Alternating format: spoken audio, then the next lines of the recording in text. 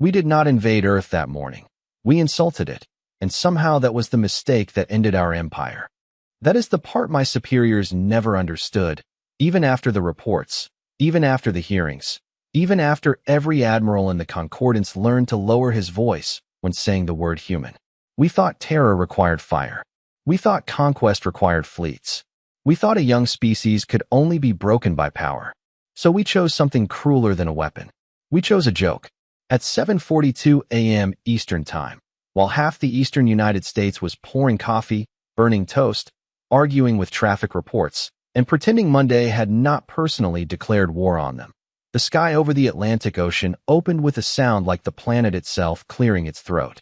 Every phone in New York, Boston, Philadelphia, and Washington started recording before any government alert could explain what was happening. Children pointed out apartment windows. Fishermen stared from decks slick with morning salt. News anchors stopped mid-sentence, their polished smiles cracking as a shadow the size of a city slid through the clouds. It was our gift to Earth, the Verret-class warship Dread Mercy, 3 miles long, older than most border colonies, stripped of noble banners, stripped of command codes, stripped of dignity. Obsolete. Embarrassing. A museum corpse with engines too outdated for civilized warfare and armor plating that modern plasma lances could peel open like fruit skin. We had towed it from a military junk moon because even scrapping it cost more than it was worth. Then our fleet placed it above Earth and let gravity do the rest. Not toward a city, of course. We were arrogant, not careless. The ship came down in the Atlantic, 80 miles off the coast, slow enough for every camera to watch, loud enough for every human to remember. Its descent boiled clouds into white rings. Its hull hit the water with a mountain of spray that climbed higher than skyscrapers and rolled outward in glittering walls before collapsing back into the sea. Then the message appeared. We had burned it into the side of the hull in letters large enough for human satellites to translate. Before the steam even cleared, for the primitives. I remember laughing when the broadcast reached the command deck. All of us did. Officers clicked their mandibles, fluttered their crests, slapped polished consoles with amusement. Earth had no true fleet, no recognized seat in the high war councils, no serious place in the balance of power. They were clever mammals with rockets, stubborn politics, and entertainment networks loud enough to qualify as psychological warfare. Giving them an ancient warship was not charity. It was a reminder. You are not our enemy, the message said. You are where we throw things away. For 27 minutes, Earth said nothing. No missiles. No surrender demand. No panicked ambassador begging for clarification. Just silence, deep and unpleasant, the kind that made junior officers check instruments twice. Then one human voice entered the global emergency channel, calm, male, American, and far too tired for the scale of the moment. His name was Nathan Brooks, a naval systems engineer from Virginia, and his first recorded words about the largest alien object ever dropped on his planet were not fear, anger, or awe. He simply asked, did they leave the reactor core inside? The first ones to laugh were not the soldiers. Soldiers, at least the good ones, have a private relationship with bad feelings. They learn to respect silence. They learn that a quiet enemy is usually not confused, just busy. No, the first ones to laugh were the broadcasters. Within 1 hour of the drop, every major entertainment network from the inner systems had cut to live coverage of Earth, that small blue planet suddenly decorated with our unwanted relic. The captions were merciless. Primitive species receives first warship. Local mammals expected to discover doors by next century. One commentator, a silver-faced creature from the luxury moons of Velar, leaned toward his camera and asked whether humans would worship the vessel or turn it into a restaurant. His studio audience made that soft hissing sound our people used for laughter. I laughed too. I wish that part of the record had been lost. It was not. The clip still exists in the archives, usually played at officer training sessions right before the instructor pauses the screen on my face and says, "Notice the expression of a man who has mistaken ignorance for intelligence."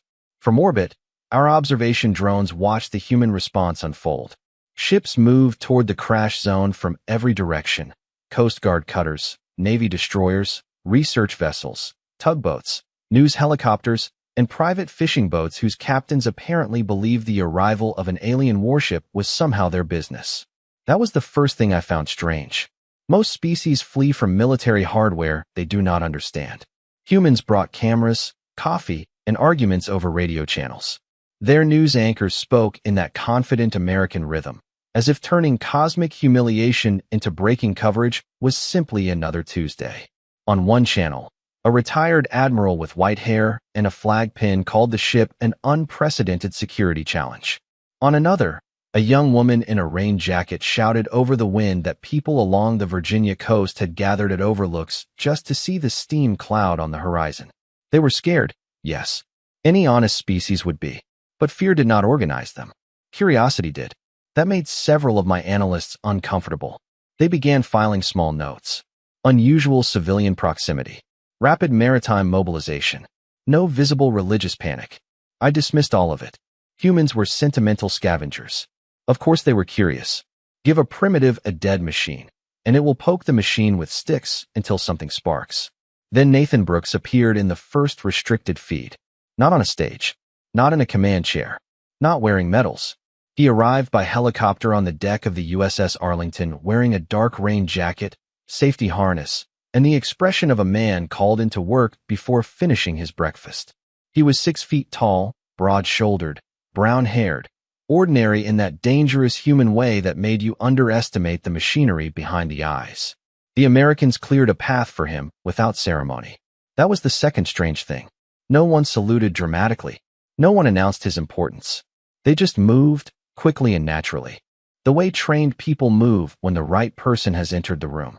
Nathan looked across the gray water at our discarded warship, now half submerged and steaming like a sleeping island. Someone handed him a tablet filled with scans. He studied it for 11 seconds. 11. Then he zoomed in on the central spine, tapped the screen twice, and said, "That is not a wreck." The naval officer beside him asked what he meant.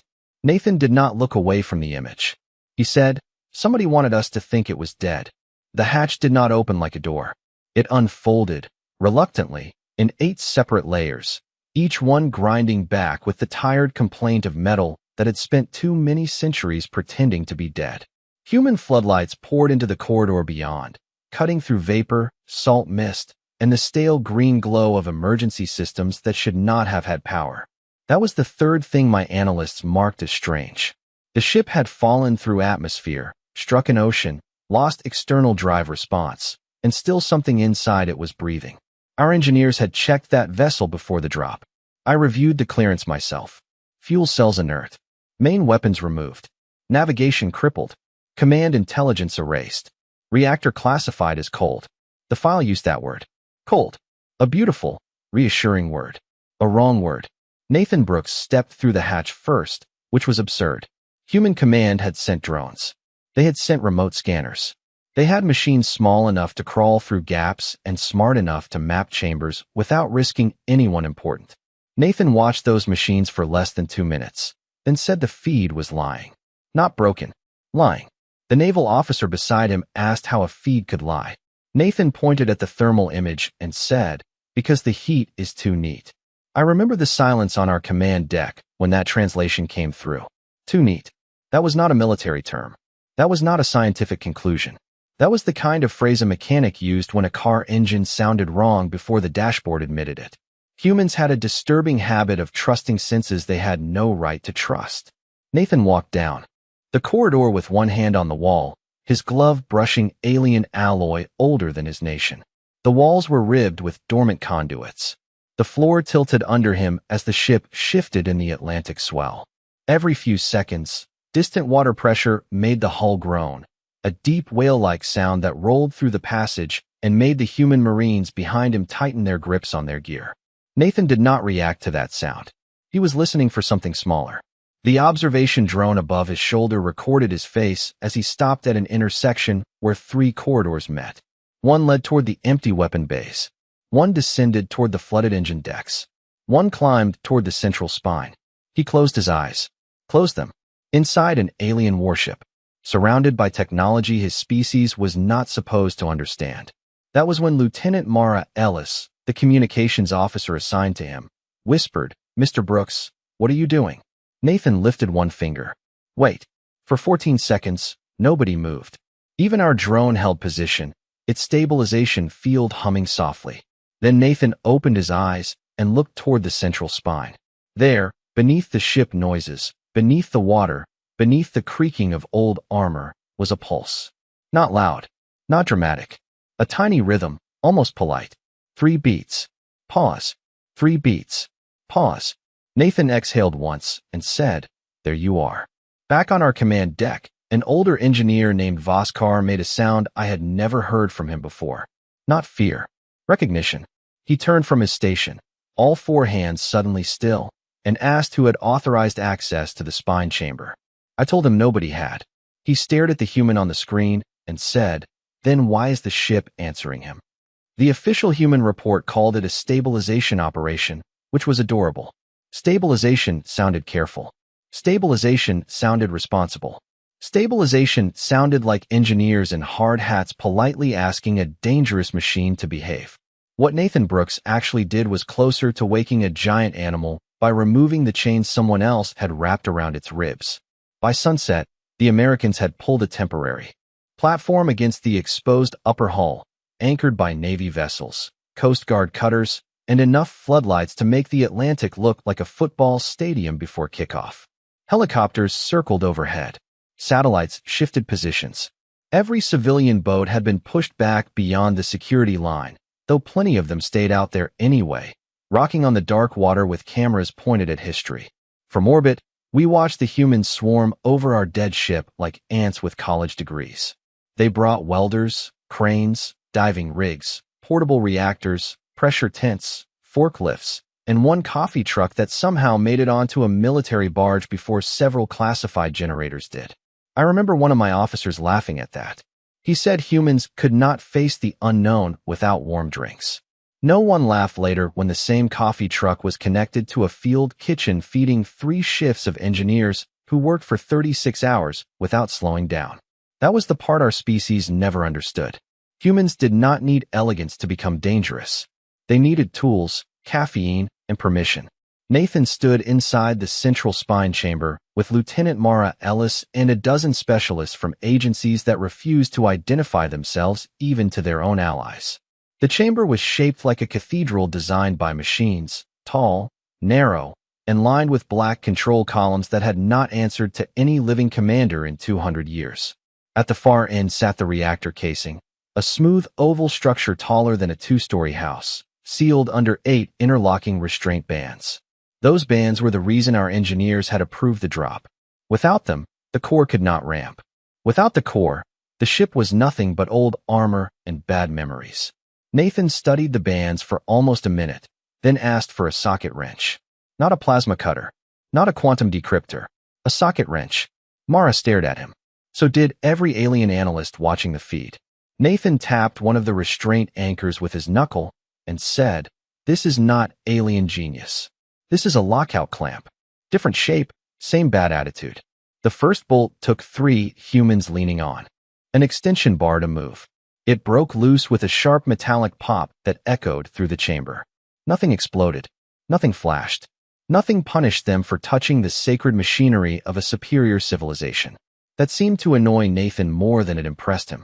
He crouched closer, wiped grime from the anchor plate, and found the truth we had missed because we had trusted labels more than eyes. The bands were not part of the original ship. They had been added later. Hastily. Repeatedly. Desperately. Layer over layer, century after century, like governments passing new laws around an old problem they were too afraid to solve. Nathan read the pattern in silence. Then he stood up and said, "They did not retire this thing because it was obsolete." Mara asked why they retired it. Nathan looked at the sleeping core, and for the first time his voice lost its tired humor. Because somebody finally managed to make it stop. The recall order arrived 41 hours after the ship entered human hands, and I still remember the exact tone of the message because it was the sound of arrogance trying to disguise itself as procedure. Supreme Command did not say we were concerned.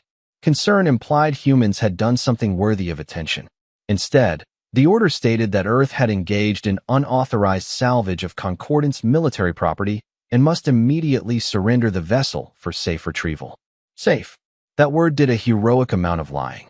On the command deck, the younger officers looked relieved. Finally, they thought, the adults had returned to take the toy away from the mammals. Admiral Threx even smiled as he prepared the fleet response, arranging 3 cruisers, 6 escorts, and 1 diplomatic enforcement carrier into a formation designed less for battle than for theater. We were not coming to fight Earth. We were coming to embarrass it properly. The broadcast went out across every human emergency channel at noon Eastern Time, interrupting press briefings, weather reports, school announcements, and 1 baseball pregame show in Atlanta. A blue holographic seal of the Concordance appeared above the ocean platform, taller than a lighthouse, rotating slowly over the waves like the galaxy itself had leaned down to scold a child. Our ambassador spoke in a voice polished smooth by centuries of conquest. Citizens of Earth, your species has touched restricted material beyond your developmental rights. You will cease all activity, evacuate the artifact, and permit Concordance retrieval within 1 standard cycle. Failure to comply will result in disciplinary measures appropriate to a non-aligned civilization. It was a beautiful threat, vague enough for diplomats, sharp enough for soldiers, insulting enough for everyone else. The humans reacted exactly wrong. Their government did not panic. Their news anchors did not weep.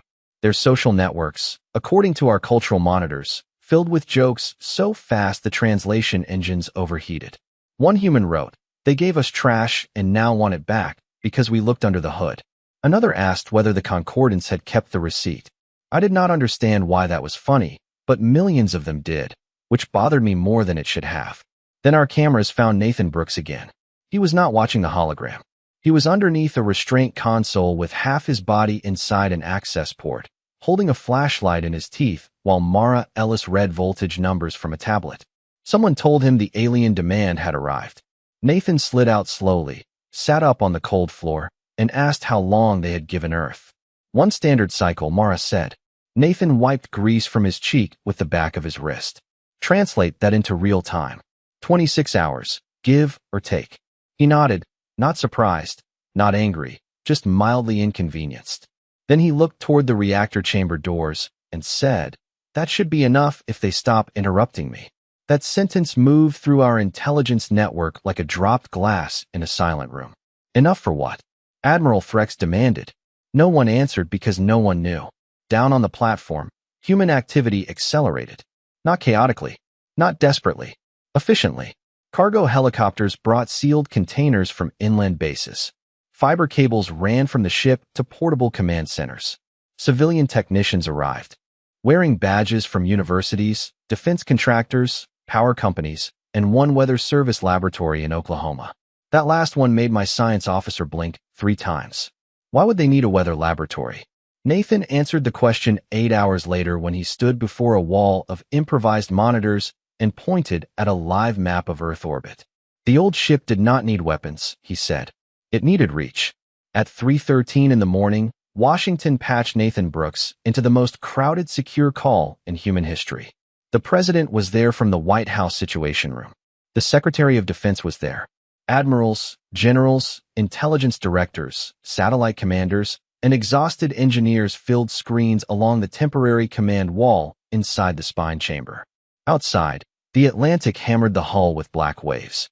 Above, our retrieval fleet crossed the outer marker around the moon and began its slow, theatrical approach toward Earth. Admiral Threx wanted them to be seen. That was the point.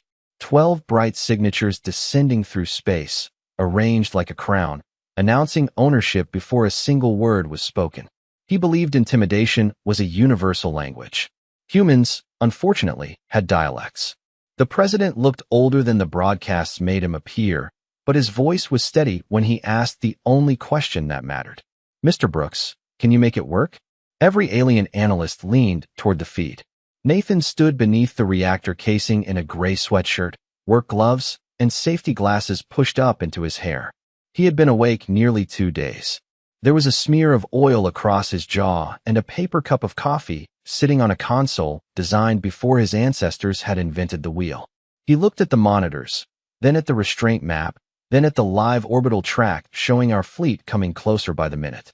"Can I make it work?" he repeated, as if testing the honesty of the words. "No, Mr. President." The room went silent. On our command deck, several officers relaxed at once. I remember that. I remember thinking the farce was finally over. Then Nathan picked up a marker and drew a circle around Earth. On a transparent board. I cannot make it work the way they built it, he said. That system was designed for a ship. One ship, one field, short range. Maybe a few hundred miles on a good day. He drew a second circle, wider this time, crossing orbit, weather satellites, communication relays, navigation networks, research stations, and old military hardware that should have been useless in a modern war.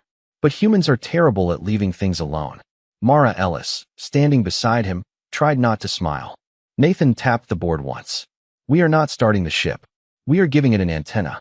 The president asked how long. Nathan glanced at the countdown. Our fleet would enter high orbit in less than 9 minutes. Human crews were still connecting cables across the platform. 2 satellites had not accepted the software bridge. A weather radar station in Kansas was sending bad timing data. One relay in Alaska kept dropping sync because someone had routed power through a backup grid older than several cabinet members. Everything about the plan looked ridiculous. Improvised. Fragile. American in the most alarming possible way. Nathan took the coffee, drank the last cold inch, made a face, and said, "Give me 3 minutes and stop pointing cameras at me." That was it. No speech. No flag waving. No dramatic vow to protect the planet. Just 3 minutes and a complaint about cameras. The president stared at him for half a second, then turned to someone off screen. You heard him. Cut the public feed. The news helicopters were ordered back. The long-range military cameras stopped broadcasting. For the first time since the warship fell, the galaxy could no longer watch what the humans were doing inside it. Admiral Threx laughed when the screens went dark. He thought Earth had finally become afraid. Then every passive sensor in our fleet picked up the same impossible reading. Across the entire planet, millions of human devices began transmitting in perfect rhythm with the dead ship core. The first visible change was not in space. It was in the ocean. The water around the old hull went perfectly flat for almost half a mile, as if the Atlantic had forgotten how to move. Waves reached the boundary and simply softened, folding down into silence. On the command deck of our flagship, every alarm remained quiet, which somehow made it worse. Alarms mean a system knows what is happening. Silence means the system is still trying to decide whether reality has permission to continue.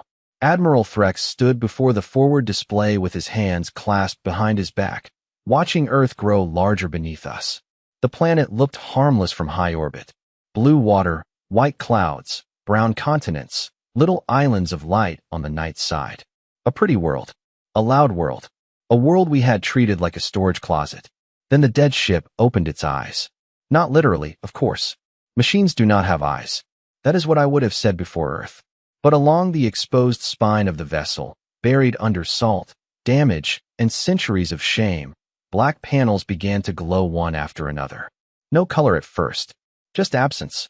Perfect squares of darkness deeper than the night around them. Then came the pulse. 3 beats. Pause. 3 beats. Pause. Every human device tied into Nathan Brooks's ridiculous network answered it. Weather radar in Oklahoma. Navigation beacons in Alaska. Civilian communication satellites over the Pacific. Old ocean buoys. Mountain observatories. Radio towers in the Midwest. Research dishes in New Mexico. The humans had not built a weapon. They had built a choir, and the ship was teaching it one note. Our fleet crossed into high orbit exactly on schedule. Admiral Threx opened the diplomatic channel, ready to demand compliance. He got through 4 words. Citizens of Earth, you're... Then his voice vanished from every transmitter at once. Not jammed. Not blocked. Removed. The channel stayed open, but the authority had been scooped out of it. Our communications officer tried secondary bands, then military bands, then command tight beam. Each one lit green for half a second and died politely, like a door being closed by someone on the other side. Threx turned slowly. Report. Navigation is drifting, said one officer. Weapons control is not responding, said another. External targeting has gone into diagnostic mode. Shield harmonics are desynchronized. Engine governors are accepting no priority input. Nobody shouted yet. We were too trained for that. But every voice had become careful. Below us, Earth said nothing. That was the worst part. No speech. No threat. No triumphant announcement. Just a primitive planet spinning quietly, while our cruisers forgot how to be cruisers. On the human feed, which our intelligence team managed to recover through a civilian news rebroadcast, Nathan Brooks stood inside the spine chamber with both hands resting on a console that had finally decided to listen to him. Mara Ellis asked if the field was stable. Nathan watched the orbital map, where 12 alien signatures had turned from sharp red triangles into confused yellow circles. He said, "Stable enough." Mara asked what that meant. Nathan looked up at the ceiling, toward the fleet he could not see, and answered, "It means they can still go home if they remember where they parked." Admiral Threx did what arrogant commanders always do when the universe stops obeying them. He blamed the instruments. For 6 precious minutes, he refused to accept that a species with no recognized war fleet had taken control of the battle without firing a single shot. He ordered diagnostics. He ordered manual override. He ordered the cruisers to rotate formation using visual confirmation, as if pride could substitute for functional engines. The ships answered with calm disobedience. Thrusters flickered, then settled. Targeting lenses opened, then politely closed. Shield emitters cycled through startup patterns and never reached alignment. Every system that made our fleet dangerous had been turned into a student waiting for permission. That was when Chief Engineer Voskar shoved past 2 officers, expanded the old warship schematics across the central display, and said the sentence that changed the room. They did not activate a weapon. They activated the governor. Nobody liked that word. A weapon attacks. A governor decides. The Dread Mercy had been built during an age so embarrassing our historians filed it under strategic excess. Its core did not destroy enemy systems. It introduced itself to them, learned their command language, and suggested they stop. At short range, against older ships, it could freeze a battlefield without breaking a window. That was why it had terrified our ancestors. That was why the restraint bands existed. It was not too weak for modern war. It was too persuasive.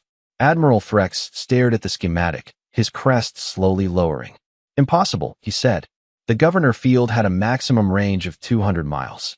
Voskar turned toward the blue planet below us. It did, before humans gave it every antenna on Earth. The display updated again, and my stomach went cold. Not from fear of death. This was worse than that. It was the fear of being outthought in public. The field was no longer coming from the half-submerged hull alone. It was bouncing, repeating, correcting itself through weather stations, ocean sensors, civilian satellites, deep space listening dishes, military radar, aircraft transponders, and thousands of devices that had never been designed to agree on anything. Humans had taken a retired control core and connected it to the noisiest civilization in known space. The result was not clean. It was not elegant. It was not supposed to work. That made it very human. Every time our computers tried to isolate the source, a new source appeared. Every time our signal officers blocked one frequency, 3 harmless civilian bands carried the pattern around it. Somewhere in Nebraska, a farm tower was helping hold a cruiser in place. Somewhere in Florida, a weather station was arguing with our shield grid. Somewhere above the Pacific, a commercial satellite designed to carry sports broadcasts had become part of a planetary command net. Our science officer whispered that it was inefficient. Voskar answered without looking at her. Inefficient things can still surround you. Down in the spine chamber, Nathan Brooks watched the same expanding map with the expression of a man who had found a leak exactly where he expected it. Mara Ellis asked whether the system would keep scaling. Nathan shook his head. Not forever. Then he tapped the outer edge of the orbital plot, where our enforcement carrier was still trying to recover control, but long enough for them to understand. The problem. Mara asked what problem. Nathan looked at the ancient reactor, then at the planet wrapped around it like a jury. They threw away a lock, he said. We gave it a neighborhood watch. The surrender did not arrive as a surrender. Proud empires hate simple words. Admiral Threx called it a temporary operational withdrawal pending diplomatic clarification, which fooled no one on his deck and absolutely no one on Earth. The humans heard the message, translated it, and immediately began making jokes about diplomatic clarification meaning, please give our steering wheel back. I would have been insulted if I had not been so busy watching 12 concordance vessels drift in perfect, helpless formation above a planet we had called primitive. The governor field did not crush them. It did something far more humiliating. It made them wait. Every ship held position, engines limited to safe idle, weapons sealed behind polite diagnostic loops, command channels reduced to local audio, as if the fleet had been placed in timeout by a blue planet with weather balloons and stubborn engineers. Admiral Threx finally requested a direct channel to Earth. Not demanded, requested. That small change made half the command deck stare at the floor. The White House answered, but the face on the screen was not the president. It was Nathan Brooks, still wearing the same gray sweatshirt, still standing in the spine chamber, still looking like a man who wanted a shower more than a historic moment. Threx straightened to his full height and said Earth was interfering with Concordance military property. Nathan listened patiently, then asked if the Admiral meant the property they had thrown into Earth Ocean with an insult written on the side. No one translated that slowly enough to save Threx from understanding it. The Admiral said the vessel was classified technology. Nathan nodded. Then maybe do not litter. That sentence became the most replayed human phrase in galactic history for the next 3 standard years. It appeared on shirts, mugs, ship hull stickers, embassy walls, and one official Terran Navy training manual, though the Navy denied that last part until someone leaked the page. Threx asked what Earth wanted. Nathan looked off screen, listening to someone in the room, then faced the feed again. Safe departure vector. Formal recognition of Earth salvage rights. No retaliation. No more gifts. The Admiral bristled at the word gifts, but his fleet was still floating under human permission, so pride had to wait in line behind survival. The agreement was signed 4 hours later. Our ships left one by one, moving slowly at first, then faster as the field released them beyond lunar distance. Not a shot fired. Not a city touched. Not a heroic statue required. Earth won by reading the manual nobody else remembered existed, and then improving the machine with parts from its own noisy backyard. The final Concordance report tried to sound academic. It described adaptive reuse, unconventional systems integration, civilian infrastructure coupling, and emergent planetary defense behavior. All accurate. All useless. The private warning was shorter. Never discard technology on Earth. Never assume humans see waste the way we do. They look at broken things and imagine teeth. Years later, when I teach young officers about first contact risk, I show them the image of that old warship resting under Atlantic floodlights. I show them Nathan Brooks standing beside the core with coffee in one hand and alien history in the other. Then I tell them the truth we learned too late. The ship was never the nightmare. The nightmare was the species that looked at our garbage and saw a future,